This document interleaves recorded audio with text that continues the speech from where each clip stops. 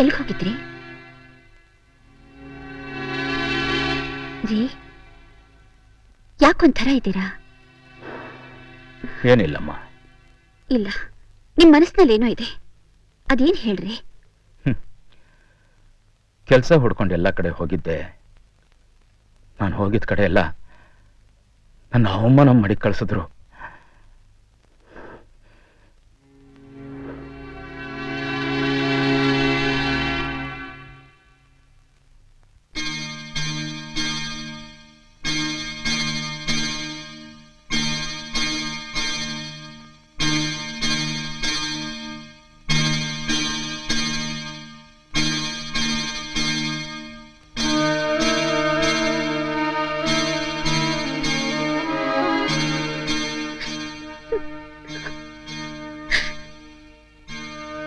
ಇಷ್ಟು ದಿವಸ ತಲೆ ಎತ್ಕೊಂಡು ತಿರುಗ್ತಿದ್ದ ನನ್ನ ಗಂಡ ಯಾರ ಮುಂದೆನೂ ತಲೆ ತಗ್ಗಿಸಬಾರ್ದು. ಅದಕ್ಕೆ ಅದಕ್ಕೆ ತಾಳಿನ ಮಾರು ಅಂತೀಯ? ಇದನ್ನು ಮಾರದ ಹಣದಿಂದ ಏನಾದ್ರೂ ಚಿಕ್ಕ ವ್ಯಾಪಾರ ಮಾಡಿ ನಿಮ್ ಕಾಲ್ ಮೇಲೆ ನೀವು ನಿಂತ್ಕೊಳ್ಳಿ.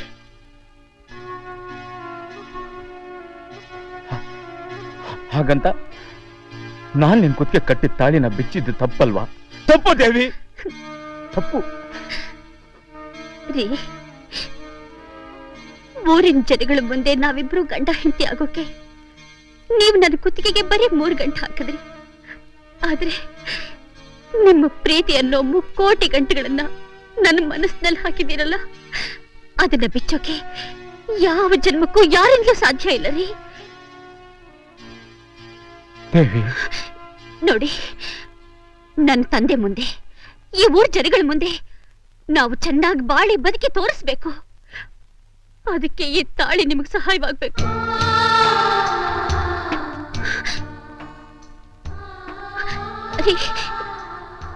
ಯಾಕೆ ಅಳ್ತಿದ್ದೀರಾ? ನಿಮ್ ಕಣ್ಣಲ್ಲಿ ನೀರ್ ಬರಬಾರ್ದು ಅಂದ್ರೆ. ಇದು ಕಣ್ಣೀರಲ್ಲ ದೇವಿ, ನನ್ನ ಹೆಂಡತಿ ಪಾದದ ಮೇಲೆ ಬೀಳ್ತಿರೋ ಪುಷ್ಪಗಳು. ದೇವರಿಗೆ ಮಾತ್ರ ದೇವತೆ ಹೆಂಡತಿಯಾಗಿ ಸಿಗ್ತಾಳಂತೆ. ಆದ್ರೆ ಈ ಮನುಷ್ಯನಿಗೆ ಈ ದೇವತೆ ಸಿಕ್ಕಿರೋದು ಯಾವ ಜನ್ಮದಲ್ಲಿ ನಾನು ಮಾಡಿರೋ ಪುಣ್ಯನೋ ಗೊತ್ತಿಲ್ಲ. ಅಯ್ಯೋ, ಅಷ್ಟು ದೊಡ್ಡ ಮಾತು ಯಾಕೆ? ತಗೊಂಡೋಗಿ ಮಗುಗೆ ಹಾಲಿನ ಡಬ್ಬ, ಅಜ್ಜಿಗೆ ಔಷಧಿ ತನ್ನಿ.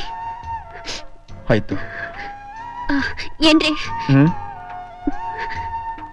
ಮನೆಯಲ್ಲಿ ಅಕ್ಕಿ ಬೇಳೆ ಏನೂ ಇಲ್ಲ, ಮರಿದೆ ತಗೊಂಡ್ ಬನ್ನಿ.